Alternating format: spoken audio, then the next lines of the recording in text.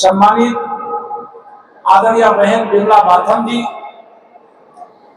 पूर्व सदस्य महिला आयोग आदरणीय सुषमा सिंह जी, इस अभियान की संयोजक बहन प्रज्ञा पाठक जी, कुश्ती चैंपियन बहन बबीता नागर जी, बहन डिंपल आनंद जी, बहन सुचिता कक्कड़ जी, बहन पूनम सिंह जी, बहन शारदा चतुर्वेदी जी, और यहाँ पर अनगिनत संख्या में जो हमारी इतनी बड़ी संख्या में इस टाउन हॉल के कार्यक्रम में शामिल होने के लिए बहनें आई हैं, बेटियां आई हैं, माताएं आई हैं, मैं सबका हृदय से स्वागत और अभिनंदन करता हूं।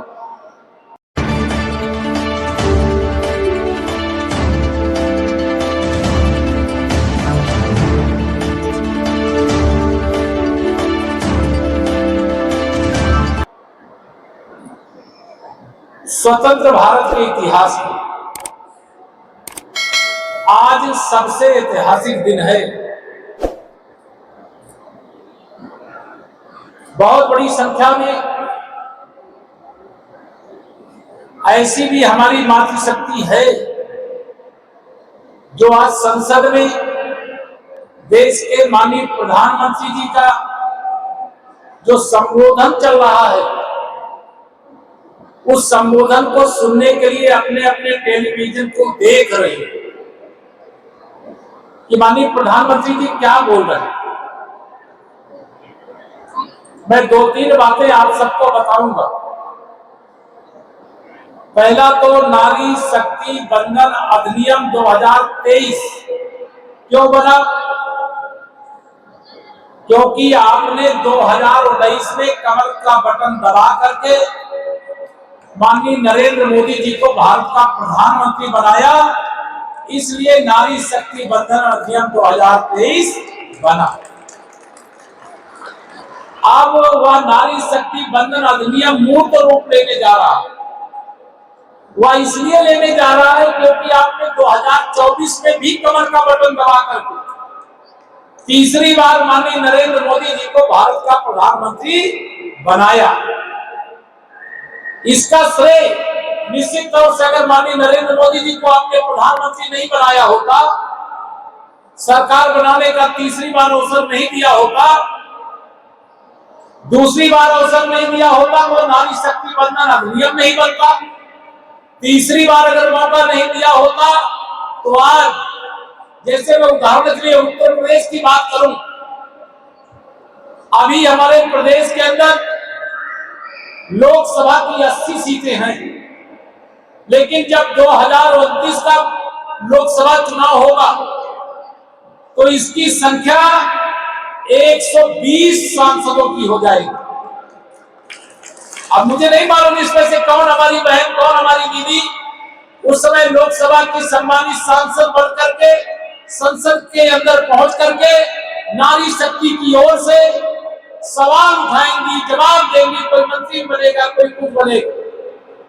और विधानसभा में अभी जो 403 सीटें हैं, यहां भी बढ़ करके 600 हो जाएंगी, 200 सीटें बढ़ जाएंगी।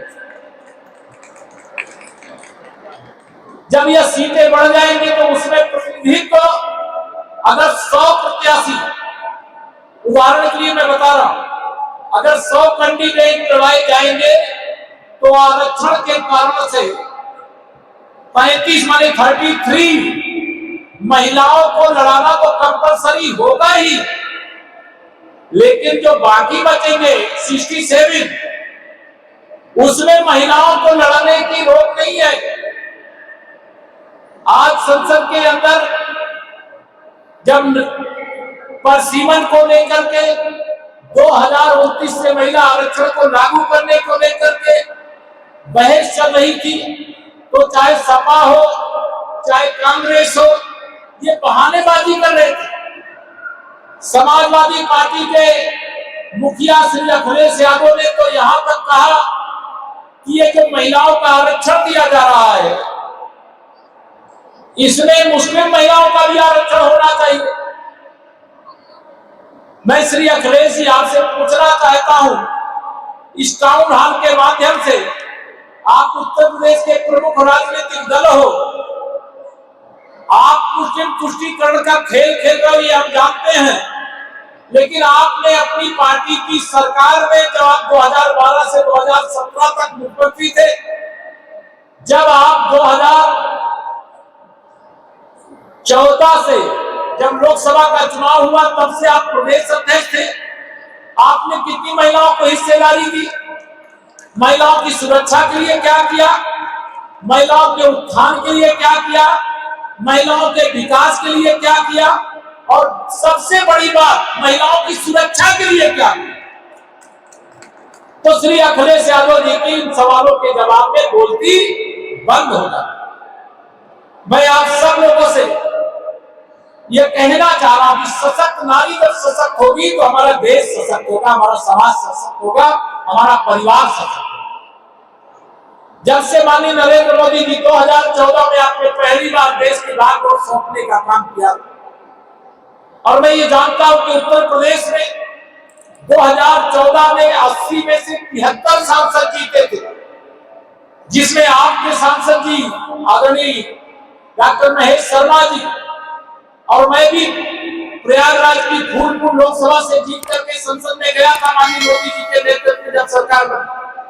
तो जब 2014 में आपने 73 लोकसभा सीटों में कमल खिलाया और माननीय नरेंद्र मोदी जी के नेतृत्व में सरकार बनी, उससे पहले ही उन्होंने हरियाणा की धरती में जब महिला और पुरुष के अनुपात, बेटी और बेटे के बीच का अंतर दिखाई दिया, तो प्रधानमंत्री जी ने नारा दिया था, बेटी बचाओ, बेटी पढ़ाओ, बेटी को आगे बढ़ाओ। और आज मैं गर्वपूर्वक कह सकता हूं कि लगभग 12 वर्षों देश के अंदर जो लिंग अनुपात में बहुत बड़ा अंतर था वो लगभग बराबरी की स्थिति में आ रहा। बेटी और बेटे के बीच में जो फर्क करने का समाज का स्वभाव था वो समाप्त हो रहा।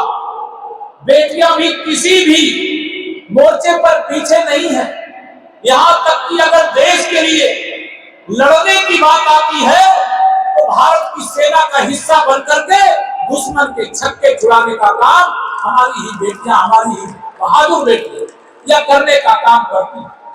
ऑपरेशन सिंदूर आपको याद होगा, उस समय जब ऑपरेशन सिंदूर चल रहा था तो बेटियों ने अपना जो पराक्रम है वो दिखाने का काम किया। ऑपरेशन सिंदूर की प्रतिदिन की ब्रीफिंग महिला फौजी जो अफसर थी उनके द्वारा किया जा रहा। आज चाहे डॉक्टर हो, चाहे इंजीनियर हो, चाहे वैज्ञानिक हो, चाहे राजनीति, जिस क्षेत्र में मौका मिला, संयोग से मैं ग्रामीण क्षेत्र की जो मातृशक्ति है, विशेष तौर से जो गरीब परिवारों की महिलाएं जिनके पास आय का कोई स्रोत नहीं होता था, वो उदास रहती थी, परिवार की जरूरतें केवल पति की कमाई पर या घर के पुरुषों की कमाई पर नहीं पूरी होती थी, तो उनके मन में आता था कि हम भी कुछ करें। तो देश के माननीय प्रधानमंत्री जी ने सबसे पहला काम किया, प्रधानमंत्री जन धन योजना से सबका पहले बैंक में खाता खोला। खाता क्यों खोला यह भी आप सबके ध्यान में रहना चाहिए। ये कांग्रेस वाले हो, समाजवादी पार्टी हो या अन्य विपक्षी दल हो, इनका लक्ष्य एक सूत्री रहता है, कोई भी योजना बनाओ और उस योजना का 85% ये बेईमान लोग खा जाते थे। और संसद में खड़े होकर के कांग्रेसी प्रधानमंत्री स्वर्गीय राजीव गांधी जी ने कहा था कि अगर हम दिल्ली से 1 रुपया भेजते हैं तो जिसके लिए भेजते हैं उसके पास केवल 15 पैसा पहुंच पाता है। ये 85 पैसा कहां जाता था? ये 85 पैसा उन कांग्रेसी और भ्रष्टाचारियों की जेब में चला जाता था। इसलिए हमारे गरीब परिवार गरीब रह गए, महिलाओं का सशक्तिकरण नहीं हुआ, उनके आय का कोई रास्ता नहीं खुला। माननीय नरेंद्र मोदी जी के नेतृत्व में आपको बताते हुए मुझे गर्व हो रहा है, प्रधानमंत्री मुद्रा योजना छोटे छोटे व्यापार के लिए लोन देने की प्रक्रिया शुरू शुरू हुई और सबसे अधिक 36 करोड़ से अधिक हमारी मातृशक्ति ने बैंक खाता भी खुलवाया और लगभग 56 करोड़ की संख्या में महिलाओं ने मुद्रा योजना का लाभ लेने का भी काम किया। और इसके आधार पर और गांव में आप सब इस समय सुनती होंगी एक लखपति दीदी योजना चलती, सुना है किसी ने? नहीं सुना? जरा दोनों हाथ में बताओ, सुना है कि नहीं सुना है? माननीय प्रधानमंत्री जी ने पहले कहा था हम देश में 3 करोड़ लखपति दीदी बनाएंगे। अब लखपति दीदी यानी 1 लाख या इससे अधिक जो कमाएगी वही साल भर में जो 1 लाख है इससे अधिक कमाएगी वही लखपति दीदी होगी। अब तो लाख क्या 10-10 लाख रुपया साल में कमाने वाली, 20-20 लाख कमाने वाली ऐसी भी हमारी दीदियों का इस समय गांव में आप जब जाएंगे तो आपको देखने को मिलेगा। तो इस समय 3 करोड़ का लक्ष्य रखा था, लेकिन अभी जब कर्तव्य भवन जो माननीय प्रधानमंत्री जी का नया कार्यालय बना है उस कार्यालय में जब वो गए उन्होंने देखा कि देश में लगभग 3 करोड़ तो लखपति दीदी बन जा रही है, तो आगे जो और गरीब हमारी दीदियां हैं उनका क्या होगा? तो प्रधानमंत्री जी ने 3 करोड़ से उस लक्ष्य को बढ़ा करके 6 करोड़ की संख्या में गरीब परिवार की महिलाओं को लखपति दीदी बनाने का लक्ष्य रखा। आप सब जानते हैं हम सब किसी ना किसी परिवार के हिस्से। पहले अगर किसी के पास घर है बहुत अच्छा है, उसकी कोई बात ही नहीं है, लेकिन जिसके पास घर नहीं है, प्रधानमंत्री आवास योजना ये आपके ध्यान में रहना चाहिए। शायद नोएडा में उसकी जरूरत नहीं पड़ती इसलिए आपके कम ध्यान में आए, लेकिन नोएडा यह हमारे प्रदेश की आर्थिक राजधानी है और यहाँ पर प्रदेश के लगभग सभी जिलों के लोग आकर के किसी न किसी रूप में निवास कर रहे, कार्य कर रहे। तो मैं आप सबको ये बताना चाह रहा हूँ प्रधानमंत्री आवास योजना के 7 करोड़ आवास, 4 करोड़ दे चुके, 3 करोड़ दे रहे। उन 7 करोड़ आवासों में से 90% आवास महिलाओं के नाम दिए गए हैं, महिलाओं के नाम। पहले घर का मालिक कौन है तो घर का मालिक कोई पुरुष को बताया जाता था, लेकिन अब घर की मालकिन कौन है हमारी दीदियों को बताया जाता है, हमारी बहनों को बताया जाता है। ये हमारे लिए गर्व के क्षण है। अनेक प्रकार की योजनाएं, जिन योजनाओं का आपने प्रधानमंत्री उज्ज्वला योजना, बहुत सारे गरीब परिवार ऐसे थे जिनके घर में गैस का कनेक्शन लेने का पैसा नहीं था, चूल्हा खरीदने का पैसा नहीं था, लेकिन 10 करोड़ से अधिक बहनों को फ्री में गैस का कनेक्शन, भरा हुआ सिलेंडर और चूल्हा देने का काम जब गरीब माँ बाप का बेटा देश का प्रधानमंत्री बनता है तब यह शुभ दिन आ पाता है। और यह शुभ दिन इसलिए आ पाता है क्योंकि आपने कमल का बटन दबाया। अगर आपने कमल का बटन न दबाया होता तो 7 करोड़ गरीबों को पक्का घर नहीं मिल सकता था, 10 करोड़ गरीबों को गैस का कनेक्शन नहीं मिल सकता था। आजादी के 75 साल बाद 3 करोड़ से अधिक घर ऐसे थे जिनके घर में बिजली का कनेक्शन नहीं था, बगल में ही घर है, संपन्न परिवार है, उनके घर में बिजली होती थी, उनके बच्चे बिजली की रोशनी में पढ़ते थे, लेकिन गरीब के घर में अंधेरा रहता था। माननीय प्रधानमंत्री श्री नरेंद्र मोदी जी ने इस पीड़ा को, हमारे देश की मातृशक्ति की पीड़ा को समझा और उन्होंने सौभाग्य योजना शुरू किया। और आज मैं नोएडा की धरती से दावे के साथ कह सकता हूं आज देश के किसी गरीब घर में अंधेरा नहीं है, हर घर में बिजली का कनेक्शन पहुंच। ये माननीय नरेंद्र मोदी जी के नेतृत्व में जो सरकार है उसकी देन। बहुत सारी नारी शक्ति बंधन अधिनियम बनने के बाद भी बहुत सारे काम हुए। मैं आप सबसे पूछना चाहता हूं, ये जो माननीय प्रधानमंत्री श्री नरेंद्र मोदी जी 2029 के लोकसभा चुनाव में जो यह महिलाओं को आरक्षण देने का काम शुरू करने जा रहे हैं, इसके आप सब समर्थन में हो? दोनों हाथ में बताओ, समर्थन में हो? दोनों सब लोग हाथ में बताओ। नहीं ये मीडिया के लिए खींचेंगे, दीदियां ही हाथ में उठा रही हैं, तो अपना हाथ उठा के बताओ आप समर्थन में हो। और आप समर्थन में हो तो दुनिया की कोई ताकत आधी आबादी का हिस्सा देने से नहीं रोक सकते। ये माननीय मोदी जी की गारंटी है। आज संसद में जब माननीय प्रधानमंत्री जी बोल रहे थे, जो सुने हमने विपक्ष की ओर से टोका टोकी हो रही कि क्या गारंटी है, तो माननीय प्रधानमंत्री जी ने कहा ये मोदी की गारंटी है कि हम आधी आबादी को उसका हक दे करके रहे। जो 75 साल में नहीं हुआ वो 2026 में करके देने का काम करेगा। यह गौरवशाली दिन है।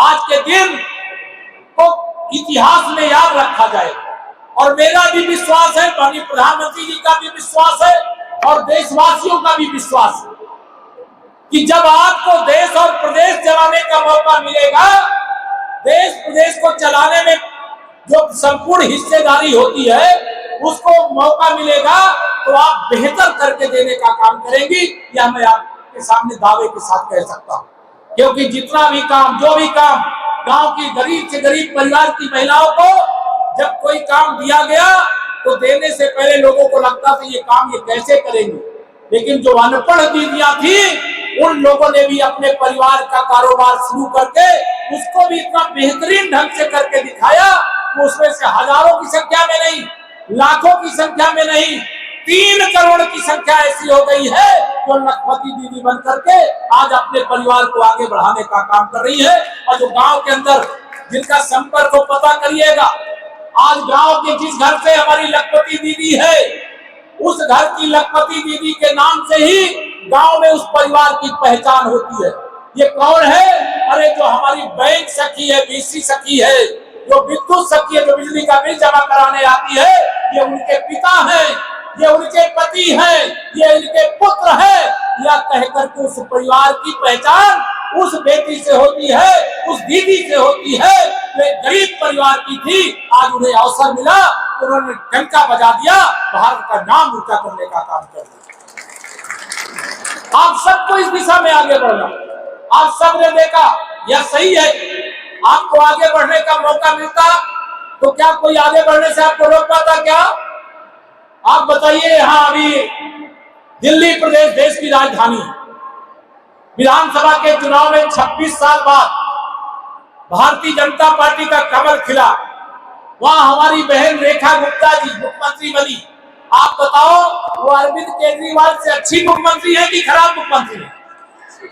अच्छी मुख्यमंत्री है। जहां मौका मिला वहां उन्होंने डंका बजाने का काम। अभी आगे आने वाले समय में बहुत राज्य ऐसे आपको देखने को मिलेंगे जिस राज्य की महिला मुख्यमंत्री होगी। आपको देश की सरकार में अभी भी बहुत सारी केंद्र सरकार की मंत्री है, लेकिन भारत सरकार के मंत्री परिषद में उपयुक्त हिस्सेदारी होगी। आप देश की राष्ट्रपति सम्मानित हमारी द्रौपदी मुर्मू जी हैं, एक आदिवासी समाज की बेटी है। अगर आपने कमल नहीं खिलाया होता, मोदी जी प्रधानमंत्री नहीं बने होते, तो एक गरीब माँ बाप की बेटी भारत की राष्ट्रपति नहीं बन सकती। अगर आज वो बनी है तो आप सबका आशीर्वाद, आप सबके सामने ये जिम्मेदारी भी है। और जब भी कहीं पर, मैं ये मानता हूं, अभी हम लोकसभा के चुनाव में यूपी में कुछ सीटें हार गए, सपा कुछ सीटें जीत गए, और सपा के कुछ सीटें जीतने के बाद उनका अहंकार बढ़ गया। लेकिन उसके बाद आप सबको ध्यान में रहे, हरियाणा का विधानसभा चुनाव हुआ। हरियाणा के विधानसभा चुनाव में हमारी आधी आबादी अर्थात हमारी मातृशक्ति ने इतना कमर का बटन दबाया, इतना कमर का बटन दबाया कि 2024 में ही हरियाणा में कमल का फूल खिला दिया और वहां भारतीय जनता पार्टी की सरकार।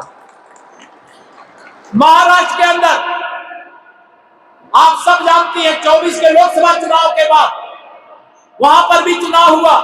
हम लोकसभा के चुनाव में महाराष्ट्र में भी पीछे रह गए, लेकिन वहां की मातृशक्ति आदि आबादी ने भारतीय जनता पार्टी के प्रत्याशियों को, भाजपा गठबंधन के प्रत्याशियों को इतना आशीर्वाद दिया कि महाराष्ट्र के इतिहास की सबसे बड़ी विजय भारतीय जनता पार्टी के अगुवाई वाले गठबंधन को मिली। वहां भी हमारी सरकार। अब उसके बाद दिल्ली प्रदेश का चुनाव हम जीत चुके, बता चुके। बिहार का चुनाव हुआ और कल अभी एक और बहुत बड़ा यह सुखद संदेश है कि बिहार राज्य में हमारा 20 साल का जो एनडीए का गठबंधन था भाजपा जदयू का, उसमें जदयू के मुख्यमंत्री आदरणीय श्री नीतीश कुमार जी के नेतृत्व में हम लोग वहां सरकार चलाते थे, लेकिन कल वहां श्री सम्राट चौधरी जी भारतीय जनता पार्टी के मुख्यमंत्री के रूप में शपथ ले चुके हैं। और चौथा राज्य जो मैं बताना चाह रहा हूं, हम बिहार में भी अभी कमल के फूल के साथ एनडीए की ऐतिहासिक विजय आधी आबादी के आशीर्वाद के बल पर।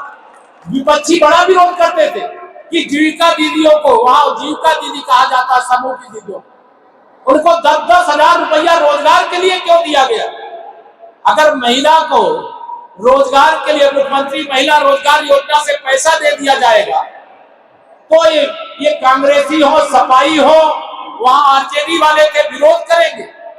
लेकिन इस 100 रुपया में से 85 रुपया कमीशन खा जाने वाले और हम महिला सशक्तिकरण के लिए उनको रोजगार के लिए पैसा दे, तो तुम्हारे पेट में दर्द होता है। दीदियों ने उनको जवाब दिया, इतना कमल खिलाया, इतना एनडीए के प्रत्याशियों को जिताया कि बिहार के इतिहास की भी सबसे बड़ी विजय मिली। 243 में से 202 सीटें भारतीय जनता पार्टी को गठबंधन वहां पर। तीसरी बार हमारी आसाम में सरकार बनने जा रही है, लेकिन सबसे बड़ी विजय जो हमको मिलने जा रही है पश्चिम बंगाल में। इस बार पश्चिम बंगाल में भी वहां आधी आबादी ने मोर्चा संभाल लिया है। भारतीय जनता पार्टी के साथ, माननीय मोदी जी के साथ खड़ी है। जब उनको उनके साथ खड़ी देखती तो उनके परेशानी बढ़ रही। इतना बड़ा जनसैलाब, जहां 2 लाख लोगों की रैली होने की संभावना होती है, वहां माननीय प्रधानमंत्री जी को सुनने के लिए पश्चिम बंगाल में 8-8 लाख लोग एक सभा में आ रहे। 8-8 लाख लोग। इसलिए हम दावे से कह सकते हैं कि इस बार पश्चिम बंगाल में भी कमल का फूल खिलने जा रहा है। तो या देवी सर्वभूतेषु मां लक्ष्मी रूपेण संस्थिता। आप लक्ष्मी भी हो, शक्ति भी हो, सरस्वती भी हो। या देवी सर्वभूतेषु मां लक्ष्मी रूपेण संस्थिता। नमस्तस्यै नमस्तस्यै नमस्तस्यै नमो नमः। अर्थात जहां कमल खिलेगा वहां लक्ष्मी जी आएंगी। जहां लक्ष्मी जी आएंगी वहां विकास की गंगा बहेगी। जहां भाजपा की सरकार बनेगी वहां सुशासन रहेगा, वहां राम राज्य रहेगा, वहां भ्रष्टाचार करने वालों को जेल में भेजा जाएगा। भू माफियाओं के खिलाफ, खनन माफियाओं के खिलाफ, मातृशक्ति के प्रति अपराध करने वालों को फांसी के फंदे पर भी लटकाने के लिए कठोर कानून पैरवी करने का काम किया जाएगा। यही भारतीय जनता पार्टी है। इससे मैं आप सभी, आज क्योंकि ऐतिहासिक दिन है, नोएडा की टाउन हॉल को जब हम संपन्न कर रहे हैं, क्योंकि पार्टी का कार्यक्रम है, अन्यथा आप सबके भी मन में होगा संसद में कौन क्या बोल रहा है, उनको सुना जाए और जब चुनाव आवे तो उनका हिसाब भी किया जाए। जो महिला विरोधी यात्रा कर रहे हैं उनको जवाब मिलना चाहिए कि नहीं, महिलाओं की ओर से मिलना चाहिए। दोनों हाथ लगवा, मिलना चाहिए कि नहीं मिलना चाहिए। जो महिला विरोधी तमाम राजनीतिक दल महिलाओं के ही समर्थन से संसद में पहुंच करके महिलाओं का ही विरोध करेंगे, वह बर्दाश्त नहीं किया जाएगा। भारतीय जनता पार्टी ने ठाना है, माननीय मोदी जी के नेतृत्व में जो आधी आबादी का हक है उसको 2026 में ही दिलवाना है। यह संकल्प आज यहाँ पर लेकर के हमको आगे बढ़ने का काम करना है। आने वाले समय में अभी अभी 3 दिन के अंदर सभा जाएगा। आप सभी इतनी बड़ी संख्या में आई हैं, मैं आप सबका बहुत स्वागत करता हूँ। बहुत सारी बातें जो आज मुझे आपसे कहनी थी, उन बातों के अलावा भी मैं अलग से कुछ बातें कहा, लेकिन मैं आप सबको यह भरोसा दिलाता हूँ, मोदी जी के नेतृत्व में भारत विश्व की आर्थिक महाशक्ति बन रहा है, विश्व की सामरिक महाशक्ति बन रहा है।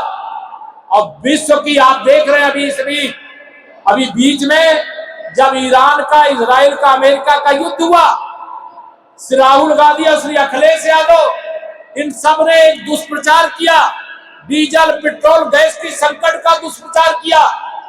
हमारे देश में एक दिन में 55 लाख सिलेंडर की बुकिंग होती थी।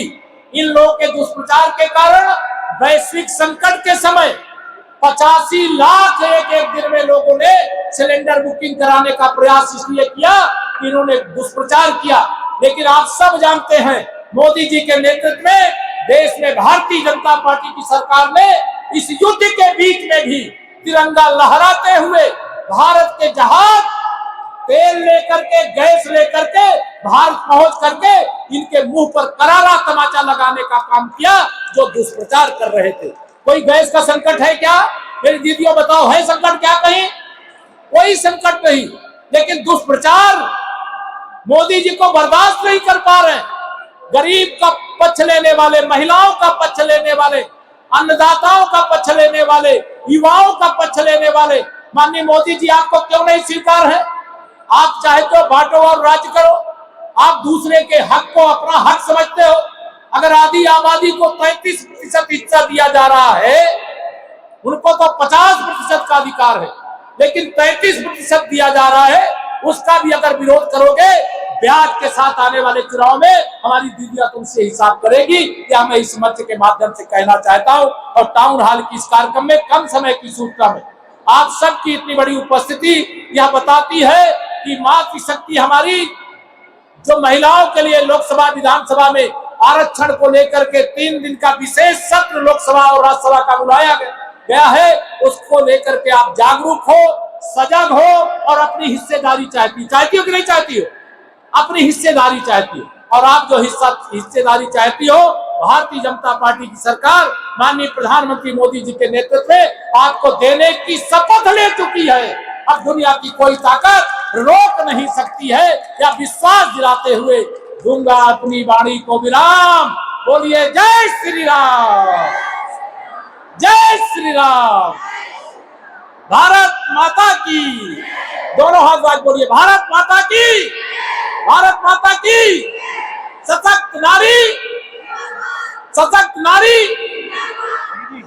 यह ध्यान में रहना चाहिए। लगातार अभी ये दुष्प्रचार करने वाले तमाम कोशिश करेंगे, लेकिन महिलाओं का हक छीनने की जो कोशिश करे, मातृशक्ति भी हमारी किसी से कम नहीं है, यह बताना है। सजग और सावधान होकर के सही समय का इंतजार करना है। बहुत बहुत धन्यवाद, बहुत बहुत प्रणाम आप सबको। आप सब इतनी बड़ी संख्या में आकर के कार्यक्रम का हिस्सा बनी, मैं बहुत बहुत प्रणाम करता हूँ। अपनी बात को सुना बहुत